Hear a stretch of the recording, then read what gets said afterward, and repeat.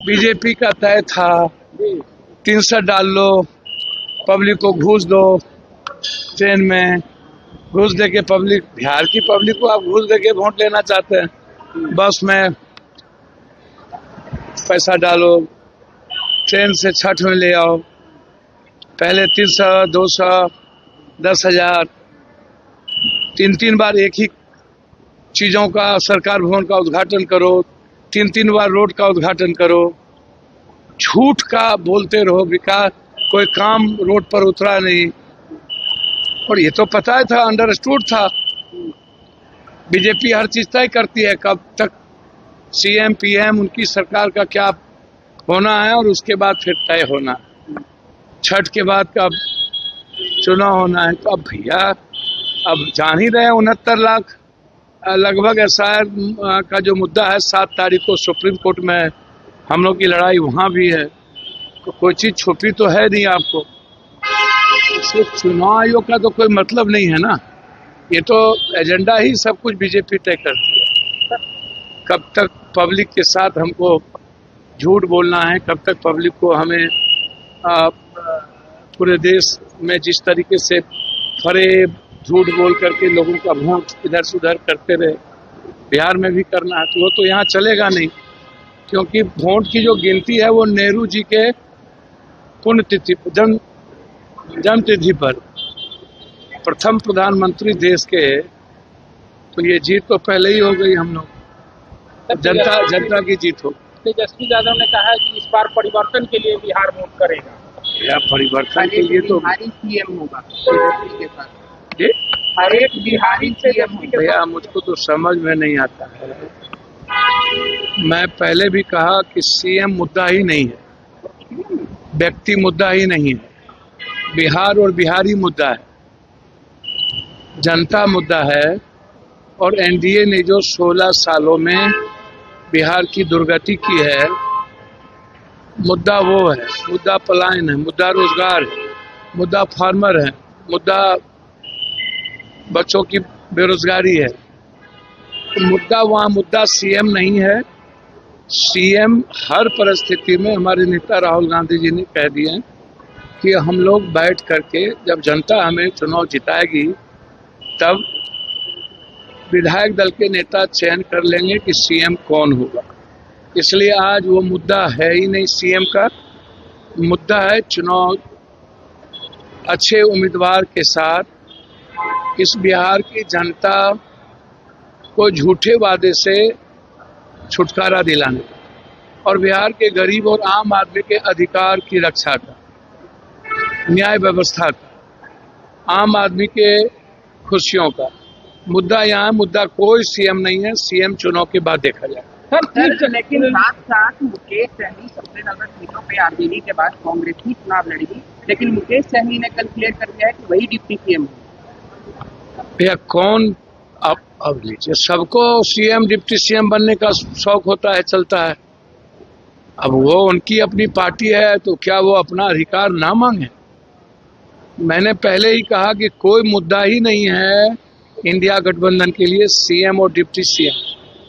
कई deputy CM के उम्मीदवार हो सकते हैं, दलित भी है, ऊंची जाति से भी है। तो अब मुद्दा सहनी जी या किसी का नहीं है, कई डिप्टी सीएम के मुद्दे हैं। दलित से भी डिप्टी सीएम है, ऊंची जात से भी डिप्टी सीएम हो सकते हैं, ओबीसी से भी हो सकते हैं। तो ऐसा मुद्दा कोई पर्टिकुलर उनको राइट है और उनकी बातों को मैं कोई गलत नहीं ठहराता हूँ। हर आदमी की इच्छा होती है सीएम डिप्टी सीएम बनने का। यह मुद्दा चुनाव के बाद होगा, चुनाव के पहले नहीं। सुप्रीम कोर्ट में चीफ जस्टिस ऑफ इंडिया के ऊपर चप्पल उछाला गया है, कैसे देखते हैं? देखिए, मैं आपको पहले ही कहा, जब कभी न्याय मजबूत होती है और दलित, एसटी, एससी, ईबीसी के लोग न्यायिक व्यवस्था पर बैठते हैं और लोकतांत्रिक मूल्यों की रक्षा के लिए संविधान को मजबूत करते हैं, तो मनुवादी व्यवस्था के लोग इसी तरह का व्यवहार करता है। इन्हें नहीं लगता है अच्छा कि जब कोई न्याय व्यवस्था हो और लोकतांत्रिक मूल्यों में संविधान को मजबूत करने वाला कोई भी प्रक्रिया गलत आदमी को अच्छा नहीं लगता है। यह गलत है और इसका कंडेम करना चाहिए। ऐलान कर दिया है, क्या कहेंगे 2 चरणों में चुनाव होगा? भैया मैंने पहले ही कहा कि चुनाव आयोग तो बिल्कुल एजेंडा बीजेपी का तय करती है। पहले से ही ये फिक्स था कि 3 महीने में हमको 200-300 रुपया, 10,000 रुपया बिजली, इन सब चीजों का प्रलोभन देना है, हमें झूठ बोलते रहना है। पहले भी कई मुद्दे बोले गए थे, विशेष राज, विशेष पैकेज, दलितों को मरने पर, एट्रोसिटी पर, अत्यंत पिछड़ी जाति पर, कोई मुद्दा इनका आज तक सही नहीं हुआ। पलायन पर नहीं मुद्दा हुआ। फिर ये चौथे बार आकर के पब्लिक को जो ये भ्रम पैदा कर रहे हैं, ये तो पब्लिक समझ चुकी है। और चुनाव आयोग को छठ के घूस जब बीजेपी दे दी, पब्लिक को लग रहा है कि बिहार का पब्लिक इतनी मूर्ख है, छठ का घूस, बस का घूस दे दी, और जितनी शिलान्यास हुए वो गलत तरीके से शिलान्यास हुए, जितना शिलान्यास हुआ, और 3 बार एक विकास का शिलान्यास हुआ। और अब तय था, पहले से फिक्स था कि इतने दिनों के बाद चुनाव आयोग लोगों को दिग्भ्रमित करेगी। अभी एसआईआर का मुद्दा सबसे महत्वपूर्ण है, वो 7 तारीख को होना है। 7 का वो इंतजार नहीं किया, क्योंकि उनको पता है कि चुनाव आयोग की एक प्रक्रिया के बाद क्या होना है।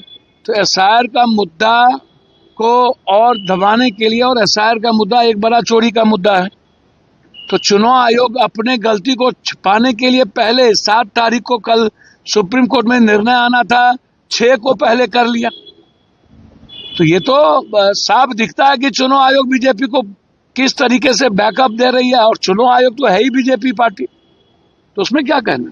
सर 2 चरणों में चुनाव हो रही है, इससे आप लोग खुश हैं कि नहीं, खुश रहना नहीं रहना, हम कह रहे हैं एसआईआर का मुद्दा है। हम कह रहे हैं गलत तरीके से वोटर को आप लुभा रहे हैं, गलत तरीके से आप शिलान्यास कर रहे हैं, आप दिग्भ्रमित कर रहे हैं, जनता के पैसे का आप अपव्यय कर रहे हैं, आप जनता के पैसे को पानी की तरह बहा रहे हैं, टैक्सेस के पैसे हैं, और उसको आप वोट में आप तब्दील कर रहे हैं, वोट लेने के लिए भीख मांग रहे हैं। ये तो गलत है ना, ये तो बहुत गलत है। पटना वासियों को मेट्रो की सौगात दी गई। अरे कौन भैया, मेट्रो को कहां पर, अभी तो मेट्रो का एक हिस्सा भी नहीं बना, एक हिस्सा भी नहीं बना। और ये मेट्रो का सपना आज थोड़े देखा गया था, मनमोहन सिंह जी के समय देखा गया था।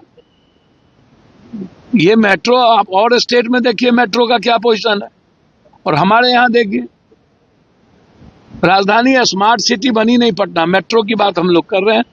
तो भैया हमें तो 6-6, 8-8 स्मार्ट सिटी चाहिए, मेट्रो चाहिए। एक मेट्रो वो भी चुनाव के पहले आनंद फानंद में कर देना है तो गलत है।